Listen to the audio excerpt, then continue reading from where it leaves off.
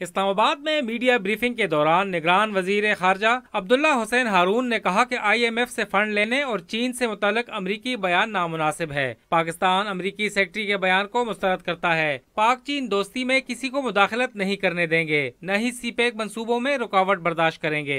No reason for anyone to intervene. किसी को भी हक नहीं पहुंचता कि पाक चीन ताल्लुकात में दखल अंदाजी करे। चीन पहले ही बेल्ट रोड मंसूबे पर $4 ट्रिलियन सरमायाकारी कर चुका है। CPEC भी बेल्ट रोड मंसूबे का एक अहम तरीन जुज़्व है। $4 trillion into the BRI.